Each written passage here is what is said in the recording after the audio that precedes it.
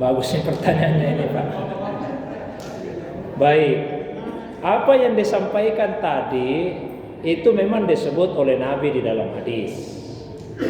Rasulullah SAW bersabda, "Idza da'ar rajulu imra'atahu ilal firash fa'abat fabata ghadbana 'alaiha la'anathal malaikatu hatta tusbih."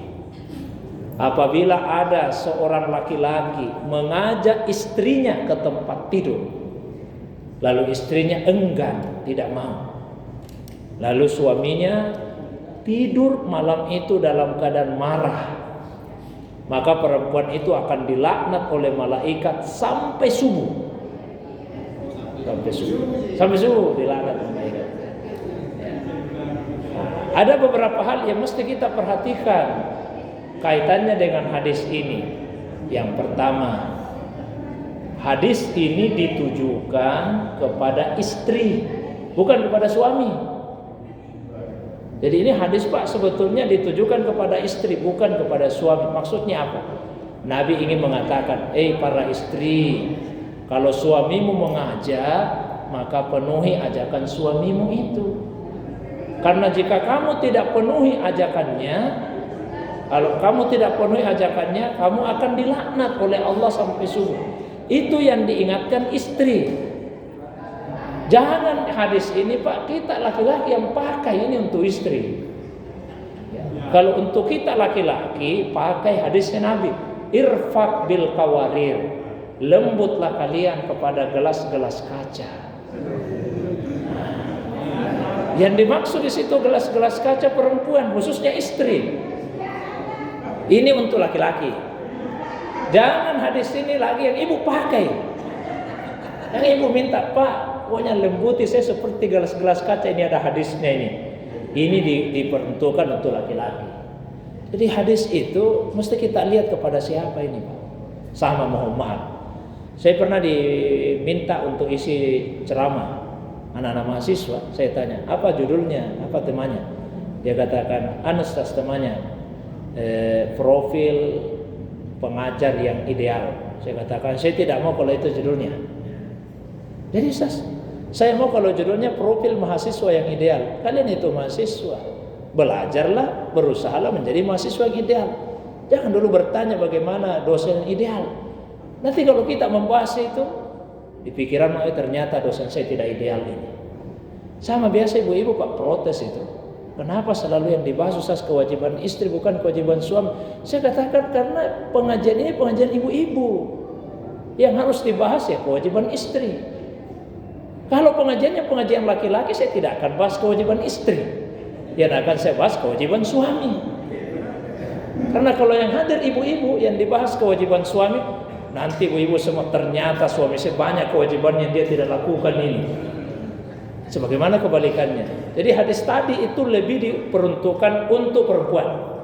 Perempuan diingatkan kalau suamimu mengajak, penuhi ajakan itu. Tapi kalau kita suami, Pak, pakai tadi hadis yang kedua, lembutlah kepada istrimu.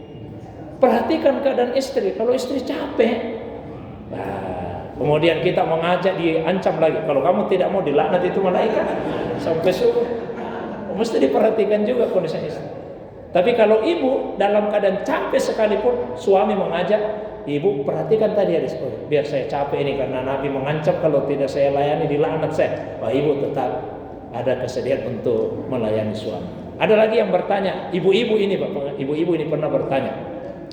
Istri tentara lagi dia tanya di pengajian itu. Bagaimana kalau sebaliknya, Ustaz? Saya tanya. Apa maksudnya, Bu, sebaliknya? Beliau perjelas lagi. Kalau istri yang mengajak, terus suaminya tidak mau, dilaknat juga malaikat. Saya katakan tidak, Bu. Ibunya keberatan. Ibunya keberatan. Tidak adil itu, Ustaz. Saya katakan tidak sama laki-laki dengan perempuan. Maksudnya bagaimana? Yang namanya perempuan, Bu, ya, sekalipun awalnya lobet, dicas sedikit saja, itu cepat kembali onnya. Itu yang perempuan. Tapi kita yang laki-laki nih, Bu, rahasianya laki-laki nih. Kalau lihat off, biar diapakan pun tetap off. Jadi seandainya Nabi mengatakan kalau ada istri mengajak suaminya tidak mau, dia akan dilaknat malaikat. Kita ini yang laki-laki terpaksa akan berkata, laknat mas saja malaikat, karena saya tidak bisa ini malam. Makanya tidak berlaku untuk laki-laki. Ya. Tapi sekali lagi Bapak Ibu sekalian, yang terpenting bagi kita harus diantara suami istri itu ada saling pengertian. Ya. Perhatikan kondisi istri. Kalau lagi capek, sudah diurusi anak kah, diurusi kebutuhan kah, kemudian kita menekan lagi, jangan. Tapi ibu-ibu juga, kalau suami punya keinginan, dipenuhi keinginannya. Karena kalau ibu tidak penuhi di rumah, dia akan cari penyalurannya di luar rumah. Ya, sebetulnya kita ini laki-laki kalau bagus di rumah, untuk apa lagi cari di luar rumah, kan begitu Pak ya? Saya kira itu saja malam ini. Mudah-mudahan rumah tangga kita semua menjadi rumah tangga yang sakinah, mawaddah,